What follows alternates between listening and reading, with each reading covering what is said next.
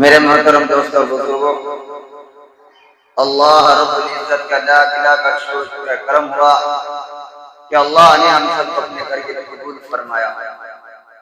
میرے دوستوں اور بزرگوں، ہم اپنے حالات کو اتنے دیکھتے ہوئے اگر آج بھی اگر ہم خدا کے سامنے جھکنے والا نہ بنے تو اور اس سے بڑی بدنصیبی کی کیا بات ہو سکتی ہے۔ ہم لوگ ایسے وقت پر آتے ہیں، نماز پڑھنے کے لیے سب کو ہر انسان کو پتہ ہے کہ فنا وقت میں فنا ٹائم سنت پڑھنے کا ٹائم ہے یا نماز کے خطبے کا ٹائم ہے، اور ذرا سی 2-4 منٹ آگے پیچھے ہو جائے تو پھر اشارے پہ اشارہ ہوتا ہے تو وقت قرآن پیدا ہو جاتا ہے۔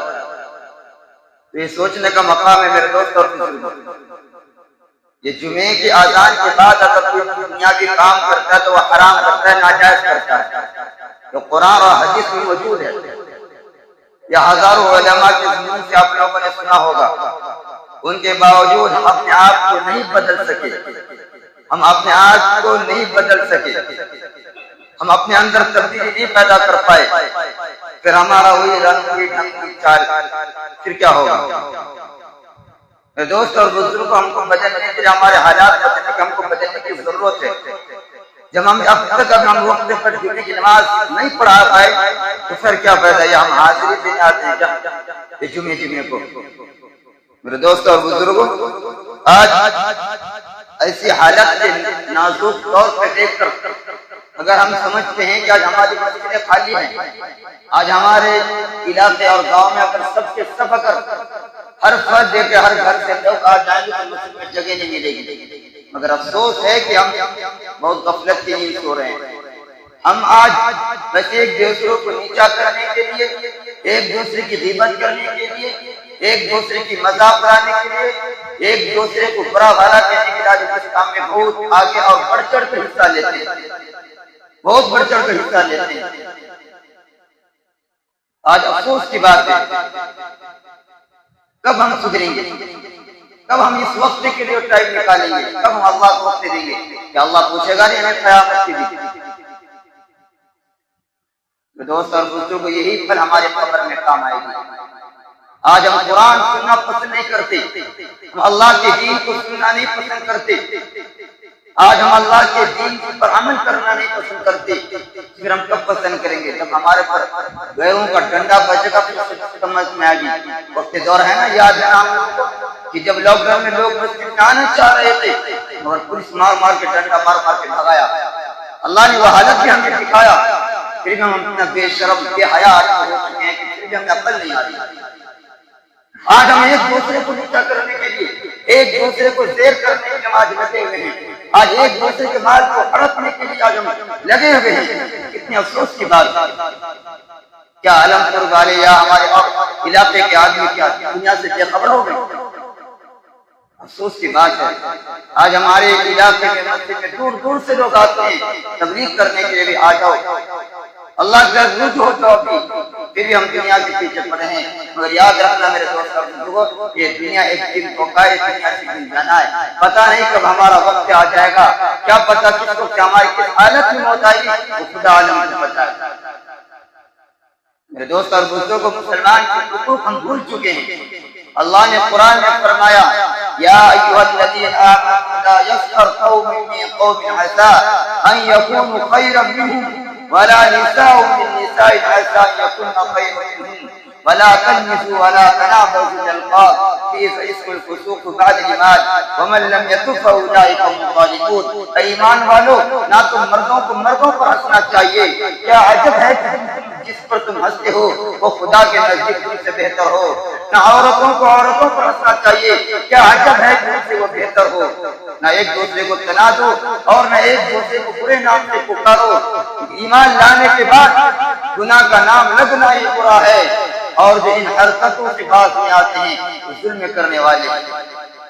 اللہ دوسری آیت میں کہتا ہے، یا ایھا الذین آمنوا اجتنبوا کثیرا من الظن ان بعض الظن اسم ولا تجسسوا ولا یغتب بعضکم بعضا ویحب احدکم ان یأکل لحم اخیہ میتا فکرہتموہ واتقوا اللہ ان اللہ تواب رحیم۔ بہت سے گمانوں سے بچو، بعض گمان ایسے ہیں کہ جو گناہ میں مبتلا کرتے ہیں، اور ایک دوسرے کی سراغ مت لگایا کرو، اور ایک دوسرے کی خدمت نہ کیا کرو۔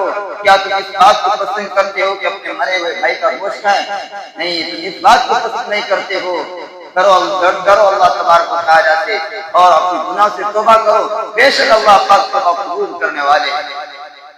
آج ہمارا حال یہ ہے، آج ہم ایک دوسرے کی خدمت میں زندگی گزار رہے ہیں۔ ہم جتنا اپنے دکھ سے پریشان ہیں، ہم اتنا دوسروں کے دکھوں سے خوشی سے پریشان ہیں۔ میرے دوست اور دوسروں کو ان آیت کریمہ میں اللہ رب العزت نے مسلمانوں کو باہمی تعلقات کی تصویریں کھینچی ہے اور یہ بتایا ہے کہ ایک مسلمان دوسرے مسلمان کے ساتھ کیا حقوق ہے، کیا اچھا سلوک کرنا چاہیے۔ اس کے علاوہ حدیث پاک میں ہے کہ حضرت عبداللہ بن مسعود رضی اللہ تعالیٰ عنہ فرماتے ہیں کہ رسول اللہ صلی اللہ علیہ وسلم نے ارشاد فرمایا سباب المسلم فسوق وقتال کفر، مسلمان کو گالی دینا فسق ہے اور اسے قتل کرنا کفر ہے۔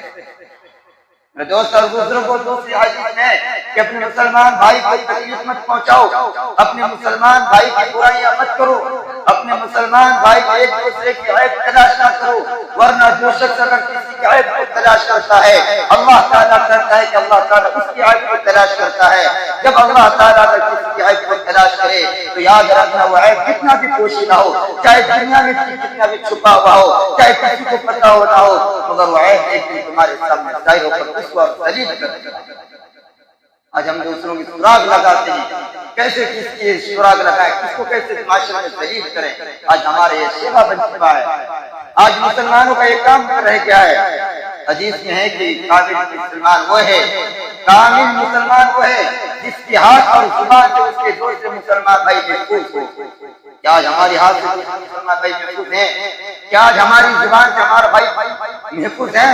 اگر نہیں ہے تو کامل مسلمان نہیں ہے۔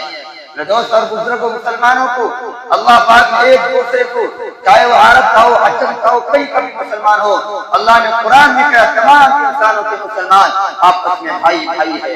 حدیث پاک میں ہے کہ مسلمان بھائی بھائی ہے، دھرتی پر بھی رہنے والا ہو لا الہ الا اللہ محمد رسول اللہ، جس نے کلمہ پڑھ لیا جس مسلمان ہو گیا اس کا دوسرا بھائی مسلمان، اس کے دونوں بھائی ہیں۔ اللہ کے نبی صلی اللہ علیہ وسلم نے فرمایا مسلمان ایک جسم کے مالک ہے، اگر انسان کے سر میں درد ہوتا ہے تو پورے جسم محسوس کرتا ہے، اگر آنکھوں میں درد ہو تو پورے جسم محسوس کرتا ہے، یعنی جسم کے کسی بھی ایک حصے میں اگر ہمیں درد ہوتا ہے تو پورا جسم ہمارا تکلیف محسوس کرتا ہے۔ اسی طریقے سے حدیث پاک میں اگر کسی ایک مسلمان بھائی کو تکلیف پہنچے، کسی کی پریشانی پہنچے تو ہمیں بھی اس کی تکلیف کا احساس ہونا چاہیے، ہمیں بھی درد ہونا چاہیے، ہمیں بھی تکلیف اس کی محسوس کرنا چاہیے۔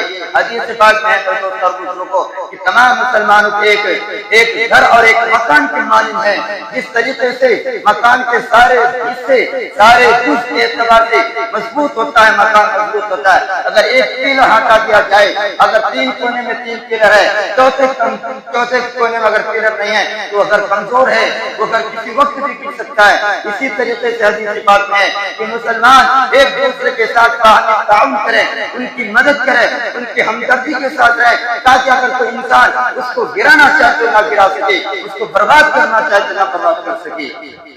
اللہ نے کہا کہ ایک جٹ ہو کر کے رہو، اپنے اندر اتفاق کرو، اتحاد اور محبت کے ساتھ ایک ہو کر کے زندگی گزارو۔ جو اپنے لیے پسند کرتے ہو دوسرے کے لیے پسند کرو۔